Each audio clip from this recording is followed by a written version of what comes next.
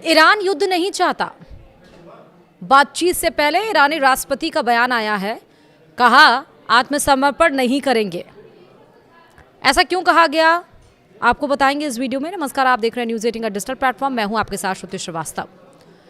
पश्चिम Asia में चल रहे तनाव के बीच अमेरिका के राष्ट्रपति डोनाल्ड ट्रंप ने बड़ा बयान दिया है। उन्होंने कहा कि अमेरिका और ईरान के बीच शांति वार्ता इस हफ्ते फिर शुरू हो सकती है।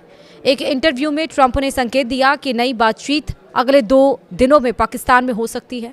गल्फ, पाकिस्तान और ईरान के अधिकारियों ने भी कहा कि दोनों देशों की टीमें इस हफ्ते फिर से बातचीत के लिए पाकिस्तान लौट सकती हैं। हालांकि तारीख अभी तय नहीं है। इससे साफ है कि इस्लामाबाद में हुई पिछली असफल वार्ता के बावजूद पाकिस्तान के दरवाजे पूरी तरह से बंद नहीं हुए हैं। हालांकि हालात अब भी तनावपूर्ण है। इस्लामाबाद में बातचीत फेल होने के बाद अमेरिका ने सोमवार से स्ट्रेट ऑफ हॉर्मुज में ईरानी बंदरगाहों के खिलाफ नौसैनिक नाकाबंदी लागू कर दी है। इससे वैश्विक तेल आपूर्ति और बाजारों पर असर पड़ने की आशंका बढ़ गई है। इसी बीच एक और अहम घटनाक्रम में इजरायल और लेबनान ने भी सीधे बातचीत शुरू करने पर सहमति जताई है। वाशिंगटन में हुई इस बैठक की मध्यस्थता मार्को रूबियो ने की। इस बैठक को उन्होंने सकारात्मक बताया और दोनों देशों ने आगे भी बातचीत जारी रखने पर सहमति जताई। दशकों से तनाव में रहे इन दोनों देशों के बीच यह एक दुर्लभ और अहम कदम माना जा रहा है। 43 साल बाद दोनों देशों के बीच वार्ता बहाली हुई है। उधर अमेरिका ने ईरान के साथ बातचीत फिर से शुरू करने के लिए 2 शर्तें रखी हैं। पहली शर्त ये कि स्ट्रेट ऑफ हॉर्मुज को पूरी तरह से खोला जाए ताकि जहाज़ों की आवाजाही सामान्य हो सके। दूसरी शर्त ये कि इस्लामाबाद में होने वाले किसी भी समझौते को ईरान के शीर्ष नेतृत्व की मंजूरी मिले। कुल मिलाकर एक तरफ जहां सैन्य दबाव और नाकाबंदी जारी है, तो वहीं दूसरी ओर कूटनीतिक कोशिशें भी तेज हो रही हैं। आने वाले दिनों में यह तय होगा कि यह बातचीत तनाव कम करती है या हालात और बिगड़ते हैं। वहीं डोनाल्ड ट्रंप ने दावा किया है कि युद्ध बस खत्म होने को है।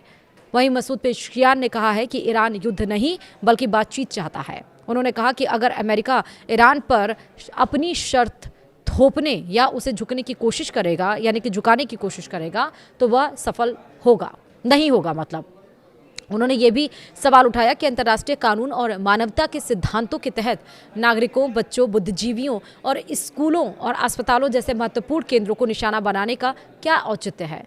वहीं ईरान युद्ध में अमेरिका को बड़ा झटका लगा है। यूएस सेंट्रल कमांड के मुताबिक ईरान के साथ चल रहे युद्ध में करीब 400 अमेरिकी सैनिक घायल हो गए हैं। इनमें से ज़्यादातर सैनिकों को हल्की चोटें आई हैं और बड़ी संख्या में जवान इलाज के बाद फिर से ड्यूटी पर लौट चुके हैं। कुछ मामलों में गंभीर चोटें भी सामने आई हैं। ईरान अमेरिका के युद्ध में सबसे बड़ा संकट हॉर्मुज साबित हो रहा है। अब इस पर संयुक्त राष्ट्र महासचिव एंटोनियो गुटेरेस ने बयान देते हुए कहा है कि इस पर गंभीरता से बात होनी चाहिए। वहीं फ्रांस के राष्ट्रपति ने भी कहा है कि इसका जल्द ही समाधान निकलना चाहिए और हॉर्मुज बिना किसी शर्त के खुलना चाहिए। वहीं ईरान की सेना ने कहा कि वह स्ट्रेट ऑफ हॉर्मुज, फारस की खाड़ी और ओमान सागर में देश की सुरक्षा सुनिश्चित करेगी। ईरानी सैन्य प्रवक्ता ने चेतावनी दी है कि दुश्मन देशों से जुड़े जहाज़ों को इस रास्ते से गुजरने की अनुमति नहीं दी जाएगी। साथ ही ईरान ने संकेत भी दिया है कि वह इस अहम समुद्री मार्ग पर नए नियंत्रण तंत्र लागू कर रहा है और जहाज़ों से शुल्क भी लिया जा सकता है।